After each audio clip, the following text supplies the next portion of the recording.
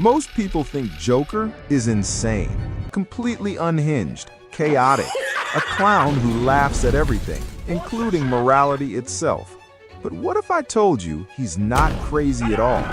What if all that chaos, all that madness is actually terrifyingly smart and way more calculated than you think?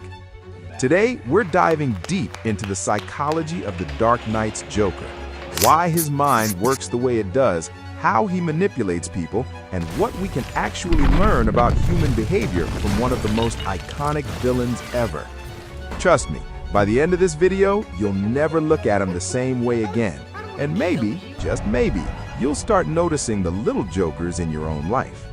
Welcome to Mind of Chaos, where we break down the psychology behind the world's most fascinating characters, one mind at a time. Let's start with the word everyone throws around: insane.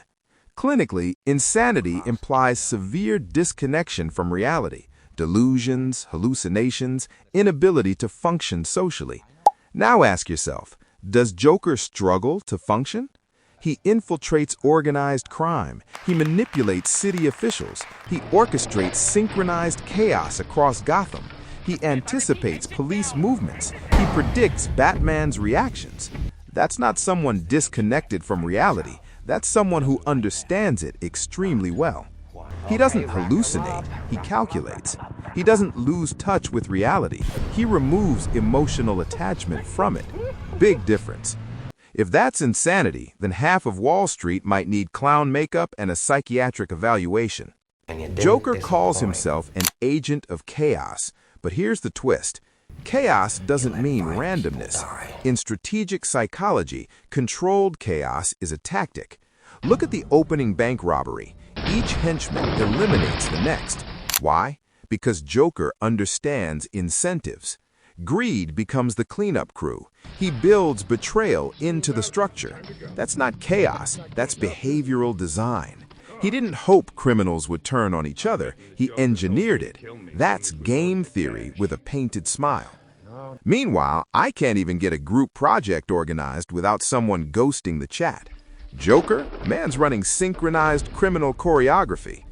Now let's talk about the ferry scene.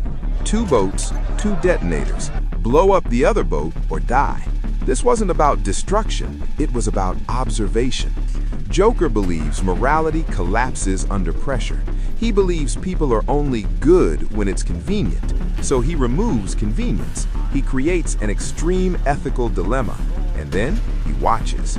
That's not a tantrum, that's a hypothesis. He's testing a theory about human nature.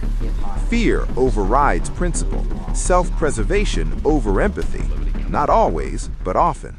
Let's be honest. People panic when Starbucks gets an order wrong. Now imagine life or death moral philosophy at 11:47 p.m. on a ferry. Let's talk about manipulation. Joker studies people like a scientist studies lab rats, but with an artful, chaotic flair. He knows fear triggers action. He understands pride and ego can be exploited, and he constantly tests people's morals. Remember the interrogation scene with Batman? While most would panic or get angry, Joker stays calm, almost playful. He's reading every micro-expression, every hesitation, and twisting it to his advantage. This is textbook social intelligence on steroids. He turns chaos into a tool. His goal isn't destruction for fun. It's to study, provoke, and control. Think of him as a terrifying behavioral psychologist with a flair for theatricality. Notice how Joker tells multiple versions of his origin story. Different scars, different trauma, different reasons. Why? Because identity creates predictability.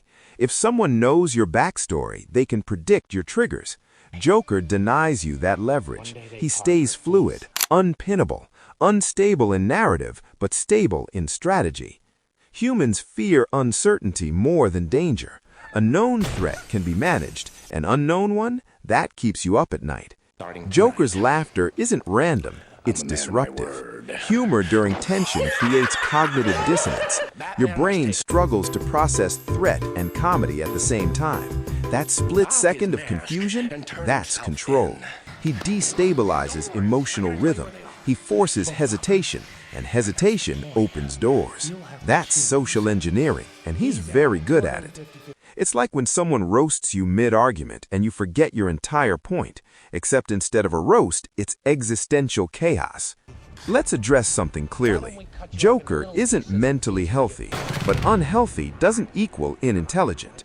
He exhibits traits associated with high-functioning psychopathy, low fear response, strategic thinking, high manipulation skills, emotional detachment. That combination, dangerous. Joker doesn't misunderstand society. He understands it too well. He sees hypocrisy. He sees corruption. He sees fragility. And instead of ignoring it, he magnifies it. Okay, enough talk. What can we learn from this?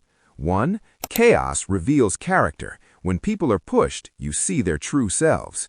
2. Perception is everything. Manipulate the narrative, you manipulate reality.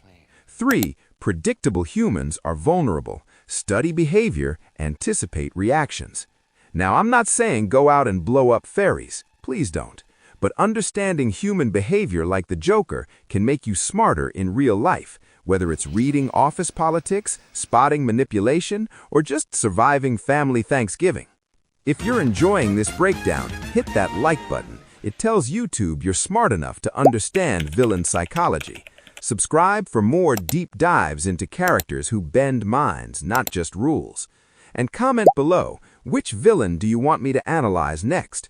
I'm talking about anti-heroes, manipulators, and chaotic geniuses. Pick your poison.